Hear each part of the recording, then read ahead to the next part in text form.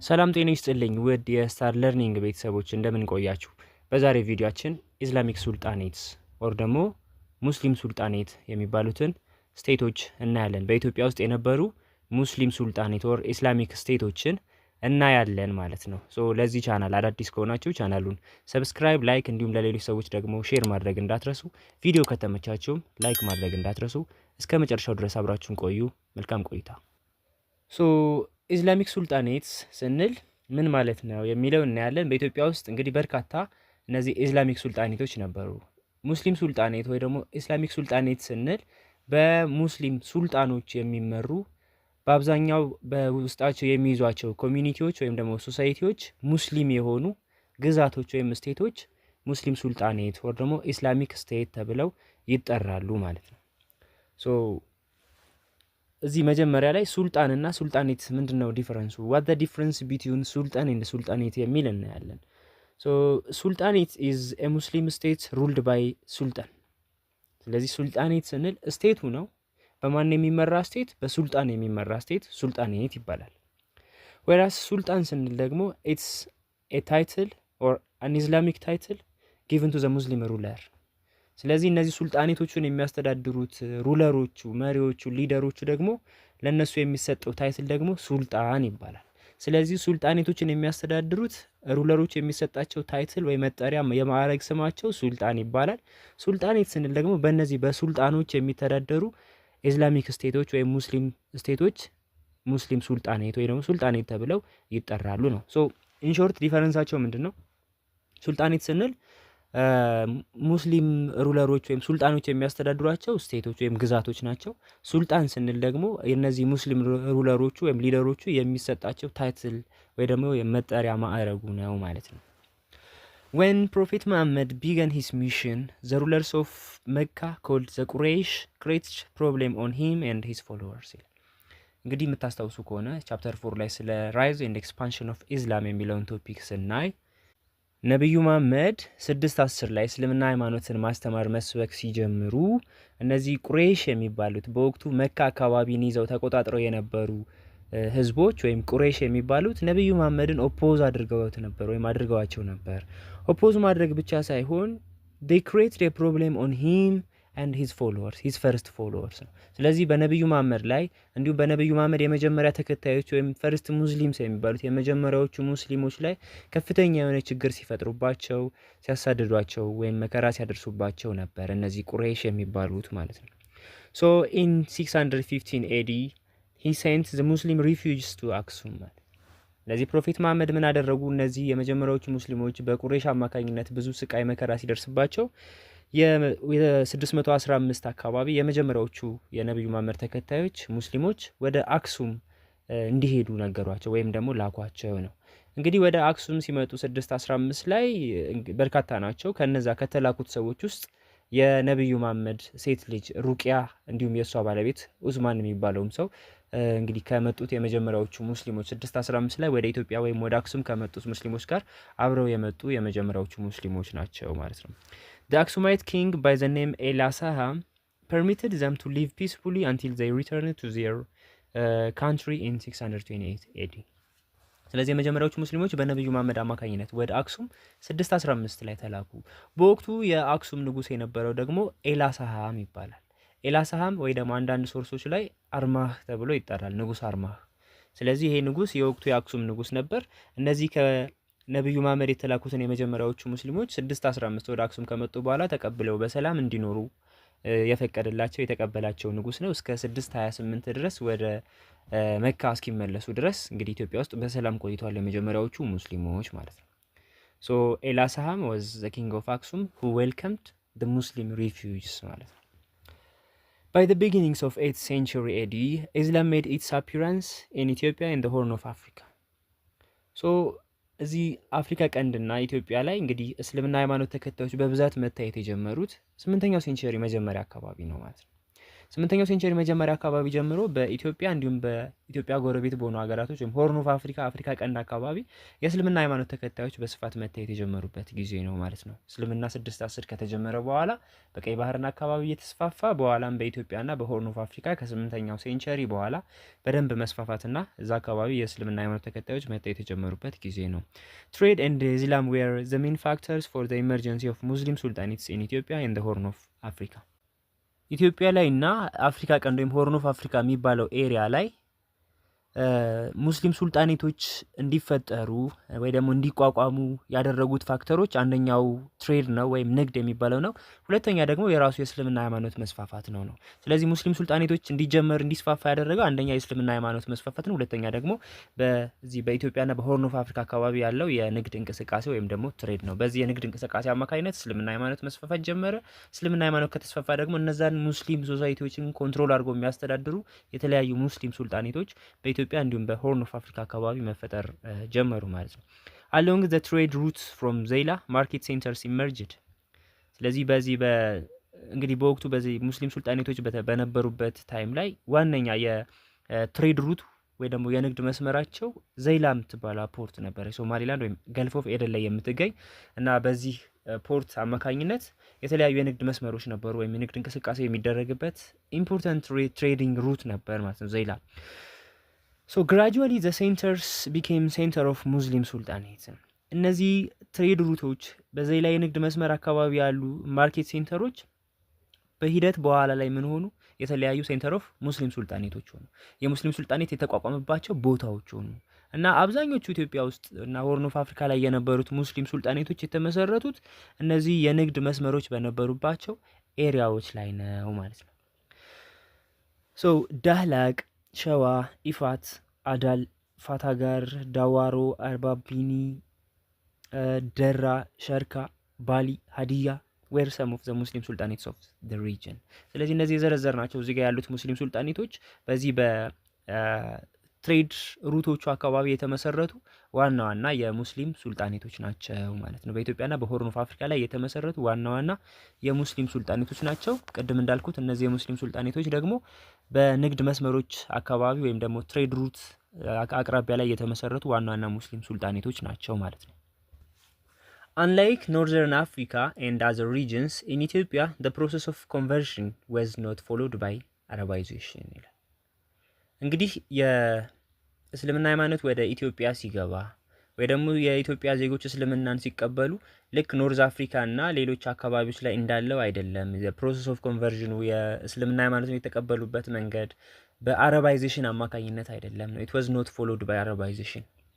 This was because Arabs did not open war of conquest against Ethiopia and Ethiopian converts remained with their nation and ethnic identity. ስለዚህ በአረባይዜሽን አማካኝነት አይደለም የኢትዮጵያ ሙስሊሞች እስልምናን የተቀበሉት። እንደ ልክ ኖርዝ አፍሪካ ሌሎች አካባቢዎች እንዳሉት ሁሉ እስልምና ወደ ኢትዮጵያ የተስፋፋው በጂሃድ አማካኝነት በጦርነት አይደለም ነው። ስሩ ፒስፉል ዌይ ነው ኢትዮጵያ ውስጥ እስልምና የተስፋፋው ነው። ሶ ኢትዮጵያን ሙስሊምስ አዶፕትድ ኢስላም but they didn't accept or they didn't adopt Arabic language and culture.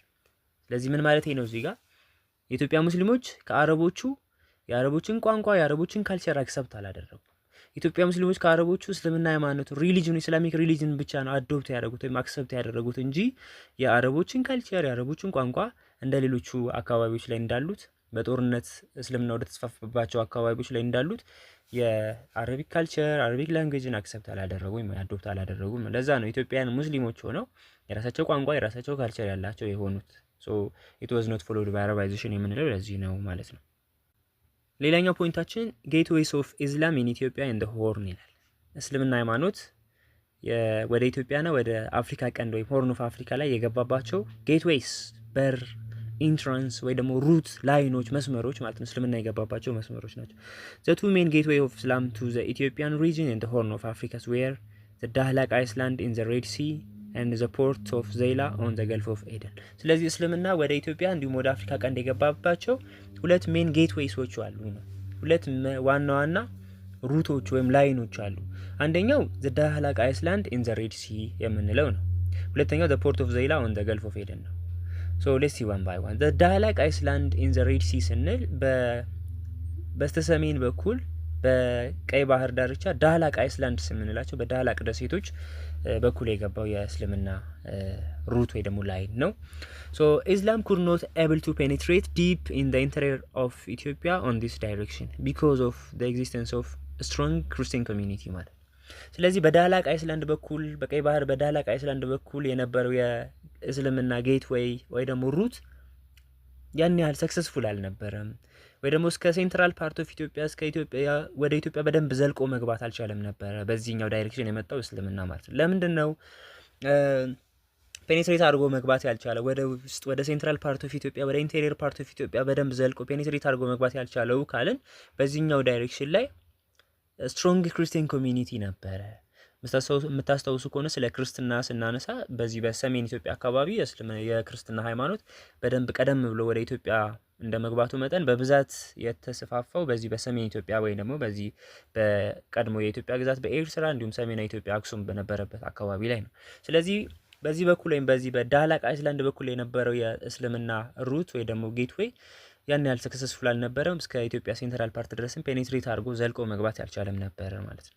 ኦን ዲስ ዳይሬክሽን ኢስላም ዋዝ firmly established on the Red Sea coast and by the 10th century Muslim Sultanate of Dahlak was emerged። ስለዚህ እዛው በሬድ ሲ ኮስት አካባቢ ብቻ ነበረ የእስልምና ሃይማኖት ተከታዮች የነበሩትና እዛው በቀይ ባህር ዳርቻ ላይ ወይም ደግሞ የዳህላቅ አይስላንድ በሚባለው አካባቢ የተወሰኑ የእስልምና ሃይማኖት ተከታይ ሰዎች የነበሩት ማለት በዚህኛው ዳይሬክሽን ላይ እና እነዚህ በኋላ ላይ እንግዲህ ኢትዮጵያ ውስጥ ከተመሰረቱት የሙስሊም ሱልጣኔቶች ውስጥ አንዱ ዳህላቅ ሙስሊም ሱልጣኔት የሚባለውን 10ኛው ሴንቸሪ አካባቢ መስርተው ነበር ማለት ነው። በዚህኛው ዳይሬክሽን የነበረው የእስልምና ጌትዌይ ወይ ደግሞ መግቢያ ማለት ነው። ሁለተኛው the port of ዘይላ on the Gulf of Aden ነው። በኤደን ባህረ ሰላጤ ወይ ደግሞ ገልፍ ኦፍ ኤደን በሚባለው በዘይላ ወደብ ላይ የነበረው ሁለተኛው ሩት ነው። እስልምና ወደ ኢትዮጵያ ወደ አፍሪካ ቀንድ የገባበት ሌላኛው በር ወይ ደግሞ ሩት ማለት ነው። ዘይላ was the most important gateway for spread of Islam into the interior part of Ethiopian region as far as Eastern Shawa, Wello, Bali, Arsi and also ሀረር። ስለዚህ ፔኔትሬት አድርጎ በደንብ የገባው እስከ ሴንትራል ፓርት ኦፍ ኢትዮጵያ እና ወደ ተለያዩ ወደ ኢትዮጵያ ማዕከላዊ አካባቢዎች ጭምር የገባው በዚህኛው በኩል የነበረው በር ወይ ደግሞ ጌትዌይን ተጠቅሞ ነው። በዚህኛው ጌትዌይ ወይ ደግሞ ፖርት ኦፍ ዘይላ ኦን ዘ ገልፍ ኦፍ ኤደን የሚባለው ፖርት በዘይላ በኩል እስከ ኢስተርን ሸዋ የሸዋ ምስራቃዊ አካባቢዎች የሀረርጌ የሚባለው ወሎ፣ ባሊ፣ አርሲ፣ ሀረር የሚባሉት በዚህ ፖርት ዘይላ ኦን ዘ ገልፍ ኦፍ ኤደን በሚባለው በዚህኛው የእስልምና ጌትዌይ እንግዲህ እነዚህን አካባቢዎች ተደራሽ ማድረግ ይችላል። ኢስተርን ሸዋ ስንል የቀድሞ የሸዋ አጠራር ወይ በቀድሞ ክልላዊ አደረጃጀት የምስራቅ ሸዋ የሚባለው ወይ ሀረርጌ ምናምን የሚባለው ወሎ፣ ባሌ፣ አርሲ፣ ሀረር የሚባሉት አሁን ላይ በጣም ብዙ ሙስሊም ኮሚኒቲዎች የሚገኙበት ኤሪያዎች ድረስ እንግዲህ ተደራሽ መሆን ይችላል ማለት ነው። ፖርት ኦፍ ዘይላ ኦን ዘ ገልፍ ኦፍ ኤደን ነው። ስለዚህ ሁለት ጌቶች አሉ ወይም ሩቶች አሉ። ከሁለቱ ግን እስከ ኢንተሪየር ፓርት ኦፍ ኢትዮጵያ ድረስ መግባት የቻለው በየት በኩል የመጣው ነው? ዘ ፖርት ኦፍ ዘይላ ኦን ዘ ገልፍ ኦፍ ኤደን በሚለው ላይን ወይ ደግሞ ሩት የመጣው እስልምና ነው ማለት ነው። ሶ ቀጣይ የምናየው እንግዲህ ኢትዮጵያ ውስጥ የነበሩት ዋና ዋና ሙስሊም ሱልጣኔቶችን ነው ማለት ነው። አንደኛው ዘ ሱልጣኔት ኦፍ ሸዋ የሚባለው ነው። ስታርታፕ ኩዌስችን ላይ who was the founder of the sultanate of ሸዋ ይላል። የሸዋ ሙስሊም ሱልጣኔት መስራቹ ማን ነበር የሚል ነው፣ እናየዋለን። So since 9th century AD a series of Muslim sultanates began to emerge in Ethiopia and the Horn of Africa። ስለዚህ ኢትዮጵያ ላይ እንዲሁም ሆርን ኦፍ አፍሪካ ላይ የተለያዩ ሙስሊም ሱልጣኔቶች የመታየት የጀመሩት ወይም መመስረት የጀመሩት ከ9ኛው ሴንቸሪ በኋላ ነው ማለት ነው። The earliest was the Sultanate of Shwa which was founded around 896 up to 97 AD by the Makhzumite dynasty ማለት። ስለዚህ የመጀመሪያው ወይም earliest የሚባለው ቀደምት የሚባለው ኢትዮጵያ ውስጥ ከተመሰረቱት ሙስሊም ሱልጣኔቶች ውስጥ ቀደምት የሚባለው ዘ ሱልጣኔት ኦፍ ሸዋ ነው። የ896 እስከ ወይም ደግሞ 897 አካባቢ ላይ የተመሰረተ ሙስሊም ሱልጣኔት ነው ዘ ሱልጣኔት ኦፍ ሸዋ የሚባለው። መስራቾቹ ደግሞ ዘ ማክዙሚት ዳይናስቲ ይባላሉ። እንግዲህ ማክዙሚት ዳይናስቲ የምንለው ወይ ደግሞ ማክዙም የሚባል ክላን አለ አረብ ውስጥ። ስለዚህ ከዛ ጋር ከአረቦቹ ጋር የደም ትስስር ያላቸው ወይም ዲሴንደንት ፍሮም አረብስ ናቸው እነዚህ ማለት ነው። አረቢክ ኦሪጂን ያላቸው ሰዎች ናቸው የሱልጣኔት ኦፍ ሸዋን የመሰረቱት ማለት ነው 896 ላይ። Its location was on the left sides of West Awash River in the lowland of Shawan Plateau ይላል። ስለዚህ ከአዋሽ ሪቨር በስተ ምዕራብ አካባቢ ወይ ደግሞ የሸዋ ሜዳማ አካባቢዎች ለዝቅተኛ ስፍራዎች ሎውላንድ ላይ የተመሰረተ ሙስሊም ሱልጣኔት ነበር። ኤርሊየስት መሆኑን እንዳትረሱ፣ ሸዋ ሙስሊም ሱልጣኔት ማለት። ኢትስ ሩለርስ ዩዝድ ዘ ታይትል ኦፍ ሱልጣን። ሶ ቅድም እንዳልነው ሙስሊም ሱልጣኔቶች ላይ ያሉ ሩለሮች በሙሉ ሱልጣን የሚል ታይትል አላቸው ማለት ነው። ስለዚህ የሸዋ ሙስሊም ሱልጣኔቶች ሊደሮች ወይ ሩለሮቹም ሱልጣን የሚል ታይትል ይጠቀሙ ነበረ ወይም ማዕረግ ስም ነበራቸው። ኢትስ ወረስት ኢኔሚ ወዝ ኢፋት። ድ ወረስት ኢኔሚ ወይ ደግሞ በጣም ከፍተኛ የሆነ ጥላቻ ወይም ጸብ ነበራቸው ከኢፋቶች ጋር እነዚህ የሸዋ ሙስሊም ሱልጣኔቶች። ሱልጣኔት ኦፍ ሸዋ ወዝ ዲፊትድ ባይ ኢፋት ሱልጣኔት አራውንድ 1280። ስለዚህ 1280 አካባቢ በምንጊዜም በከፍተኛ ጠላታቸው በዋና ጠላታቸው በኢፋቶች ተሸንፈው የሙስሊም ሱልጣኔት ኦፍ ሸዋ ሙሉ በሙሉ እንግዲህ ኮላፕስ አድርገው ወይ ደግሞ ዲክላይን አድርጎ የሙስሊም ሱልጣኔት ኦፍ ሸዋ በዚሁ አበቃ ማለት ነው 1280ዎቹ።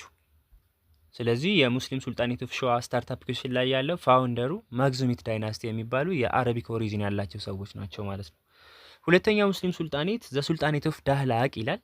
እዚህኛው ላይም ስታርታፕ ኩዌስችን አለ። ዌን ወዝ ዘ ሱልጣኔት ኦፍ ዳህላቅ ፎርምድ፣ መቼ ነው ሙስሊም ሱልጣኔት ኦፍ ዳህላቅ የተመሰረተው የሚል ነው።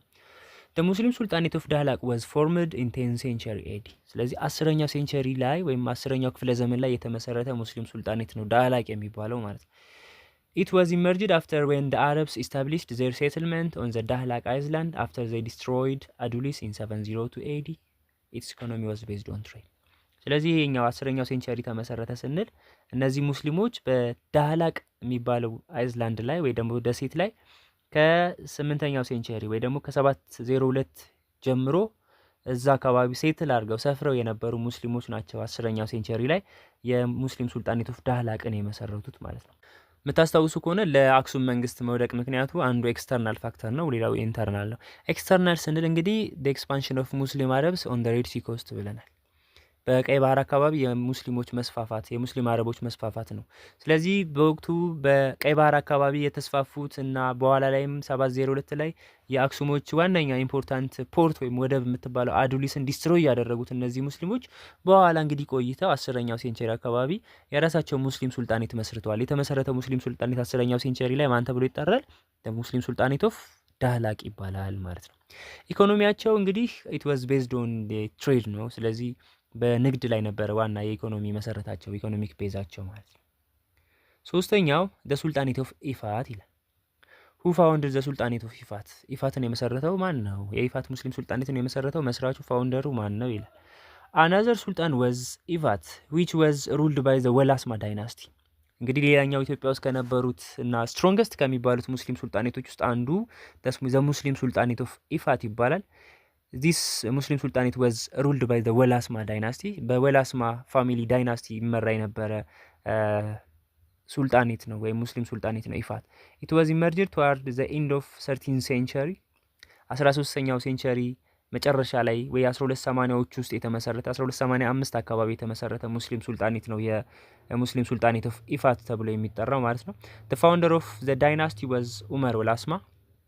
ሶ የወላስማ ዳይናስቲ ነው ይሄንን የመሰረተው ካልን የወላስማ ዳይናስቲን መስራቹ ደግሞ ፋውንደሩ ደግሞ ኡመር ወላስማ ይባላል ነው። ሲምፕሊ ደ ሙስሊም ሱልጣኔት ኦፍ ኢፋት የተመሰረተው በማን ነው ማለት ነው? በኡመር ወላስማ ማለት ነው። ኡመር ወላስማ ወዝ ዘ ፋውንደር ኦፍ ዘ ሙስሊም ሱልጣኔት ኦፍ ኢፋት ማለት ነው። ኢት ዋዝ ሎኬትድ አራውንድ ኖርዝ ኢስት ኦፍ ሸዋን ፕላቶ። የሸዋ ሜዳማ አካባቢዎች ወይም ፕላቶ የሚባለው ኤሪያ ላይ በሰሜን ምስራቅ አካባቢ የነበሩ እንዲሁም እነዚህም በተመሳሳይ ሎላንድ ኤሪያ ላይ የነበሩ ሙስሊም ሱልጣኔቶች ናቸው ማለት ነው። ዘ ሙስሊም ሱልጣኔት ኦፍ ኢፋት ኢት ዋዝ ዘ ስትሮንገስት ሙስሊም ሱልጣኔት ኢን ዘ ሪጅን ቱዋርድ ዘ ኤንድ ኦፍ 13th ኤንድ ዘ ፈርስት ሃፍ ኦፍ 14th ሴንቸሪ። ስለዚህ ከነበሩት ሙስሊም ሱልጣኔቶች በሙሉ ዘ ስትሮንገስት የነበረ በጣም ጠንካራ የነበረው በተለይ በ13ኛው ሴንቸሪ መጨረሻ እንዲሁም በ14ኛው ሴንቸሪ መጀመሪያ አካባቢ ላይ ጠንካራ ከነበሩ ሙስሊም ሱልጣኔቶች ውስጥ አንዱ ዘ ሙስሊም ሱልጣኔት ኦፍ ኢፋት የሚባለው ነው። ኢት ሞኖፖላይዝድ ዘ ዘይላ ትሬድ ሩት። ለዚህ ዘይላ ትሬድ ሩት ኢምፖርታንት የሆነ ትሬድ ሩት ናት፣ የንግድ መስመር ናት ዘይላ።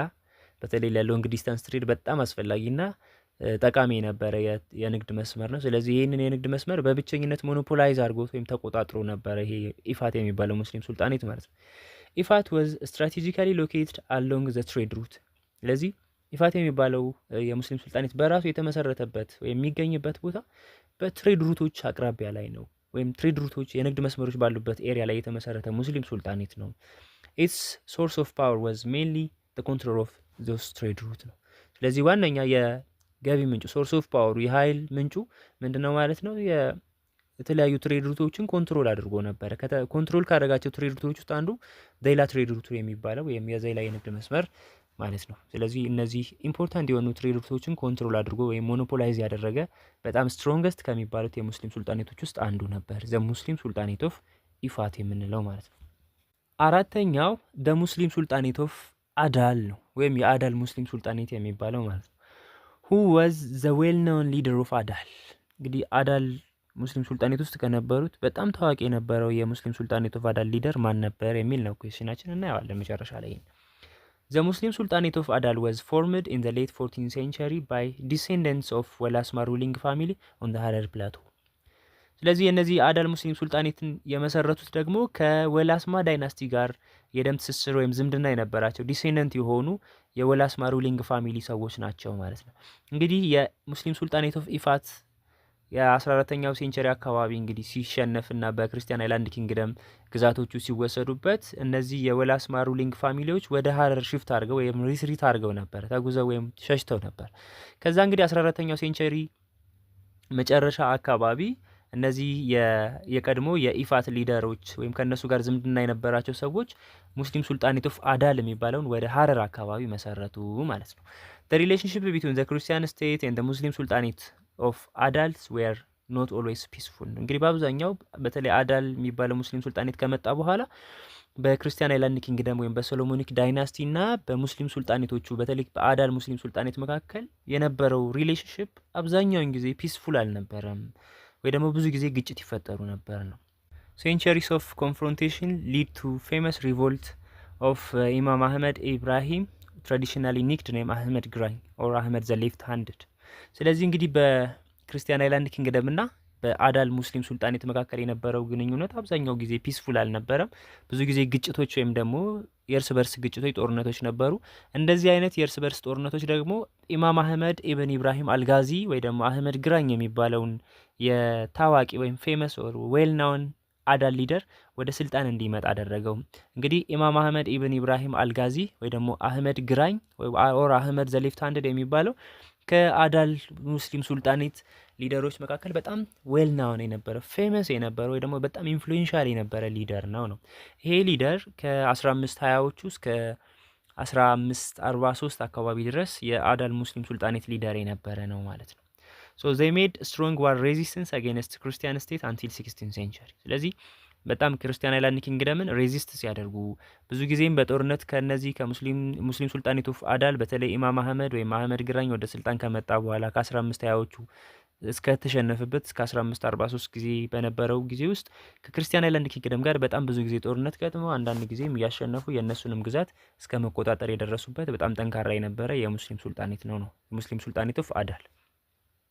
እዚህ ጋር እንድታውቁት የሚፈለገው እንግዲህ በ1529 አካባቢ በተለይ የአዳል ሙስሊም ሱልጣኔት ሊደር የነበረው አህመድ ግራኝ ወይ ደግሞ ኢማም አህመድ ኢብን ኢብራሂም አልጋዚ የሚባለው 1529 ላይ ዘ ባትል ኦፍ ሽምብራ ቆሬ የሚባል ቦታ ላይ የክርስቲያን አይላንድ ኪንግደም ንጉስ ወይም ሊደር የነበረውን ኢምፐረር ልብነ ድንግል የሚባለውን አሸነፈ ነው።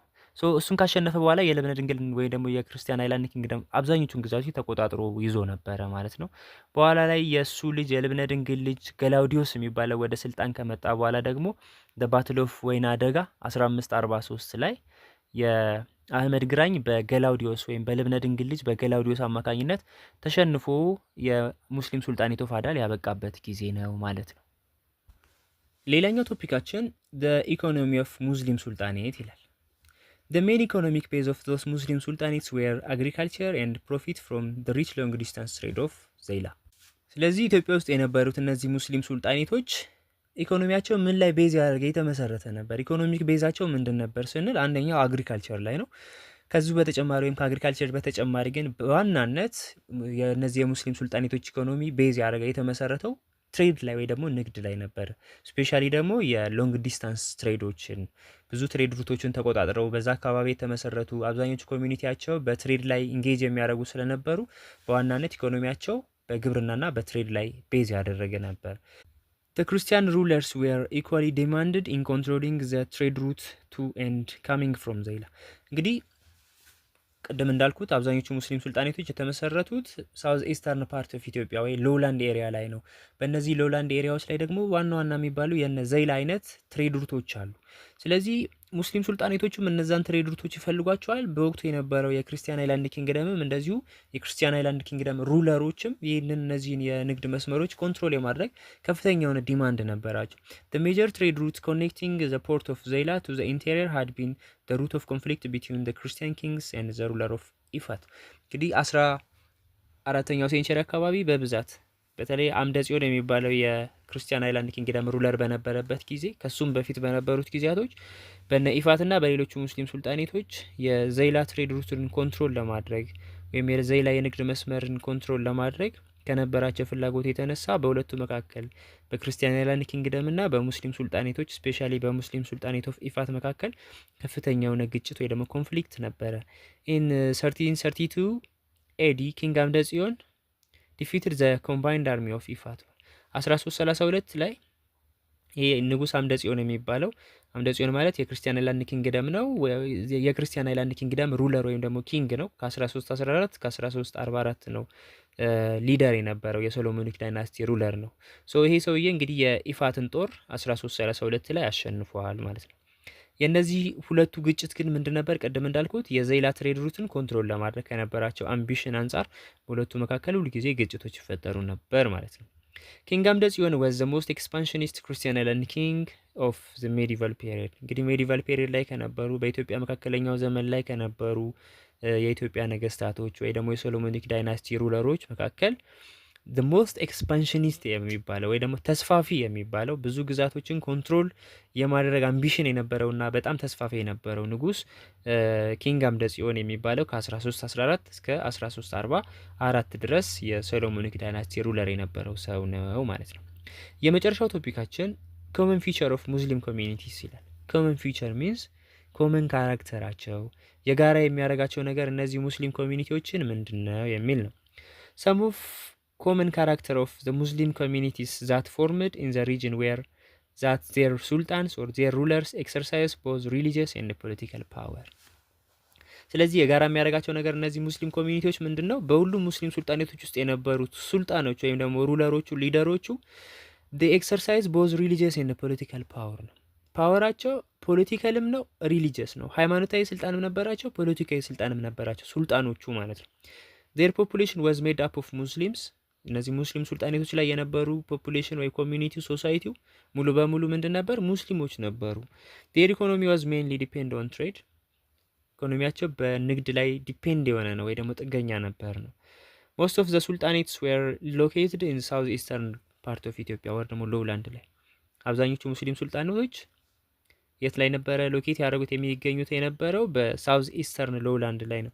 በኢትዮጵያ ደቡብ ምስራቅ አካባቢዎች ላይ በተለይ የዝቅተኛ ስፍራ ወይም ሎውላንድ በሚባሉት ኤሪያዎች ላይ ይገኙ የነበሩ ናቸው። አብዛኞቹ ሙስሊም ሱልጣኔቶች ናቸው ማለት ነው። ስለዚህ እነዚህ ኮመን ፊቸር ኦፍ ሙስሊም ኮሚኒቲስ ይባላሉ። የጋራ የሚያደርጓቸው ባህሪዎች ወይም ደግሞ ካራክተር ኦር ፊቸሮች ናቸው ማለት ነው።